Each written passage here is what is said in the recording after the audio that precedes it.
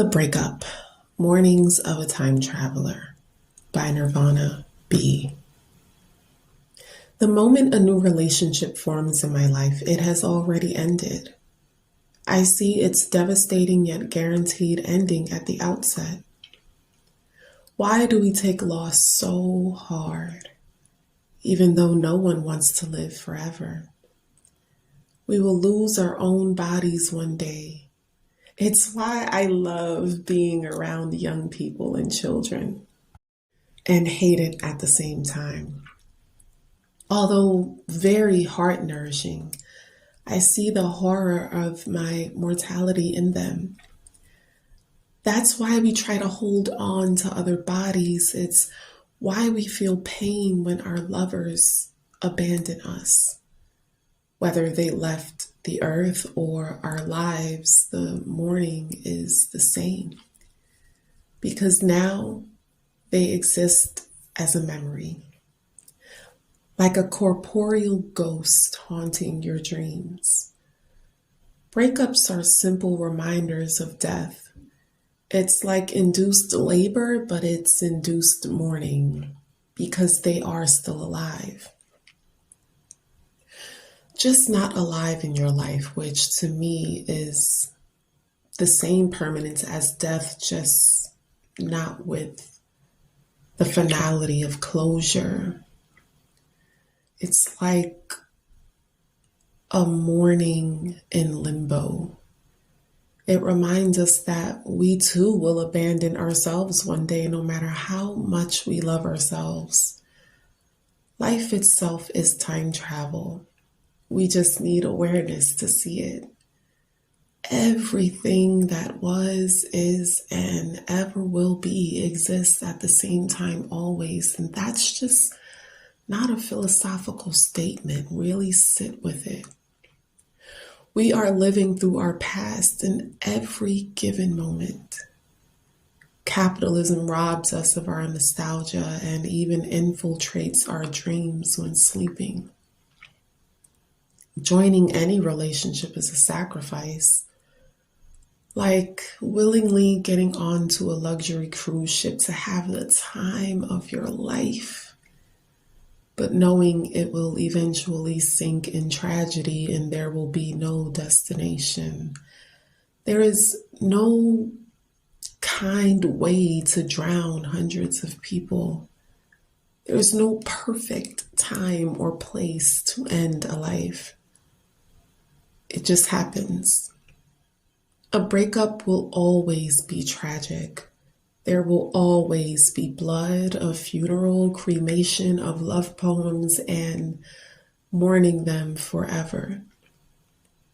Close friends that give nourishing hugs provide a sort of psychological salve, a lubrication from the tragedy of the human condition. It's why loneliness feels like a poverty of the soul. Losing parents and close friends is like losing food and clean water to live, and then being gaslit to believe it'll be all right, that you can still go on. This malnourished. If life is compassionate, it won't let me exist here without food and water. Because a blessing of long life means outliving everyone who loved you. What is life without love?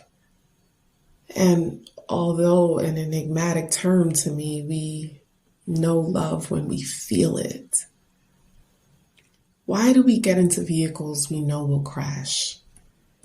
Get into bodies we know will break down?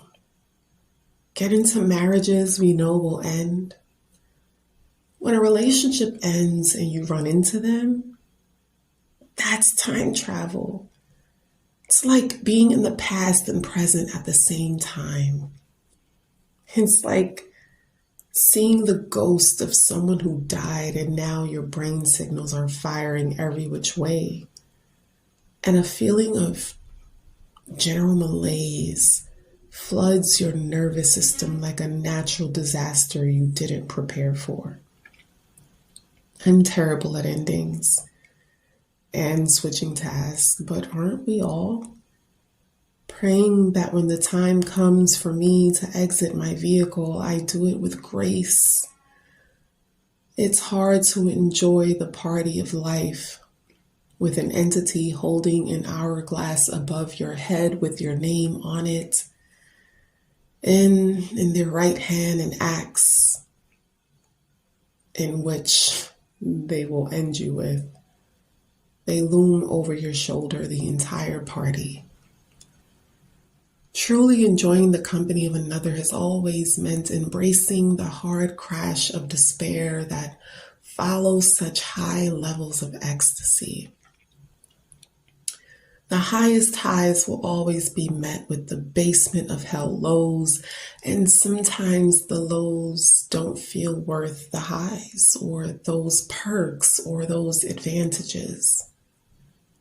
The depression of endings perpetually robs me of the present and presence of the beginning.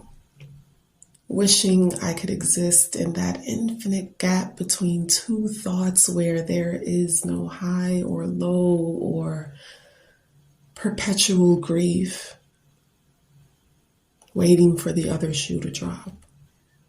The rewards will never be worth the trouble to someone like me who knows it all disappears anyway. What is it all for? The beginning and ending of a relationship happens metaphysically at the same time. You began dying the minute you came out of the womb and joined in a relationship with life. And with each passing sunset, I am one sunset closer to it being my last.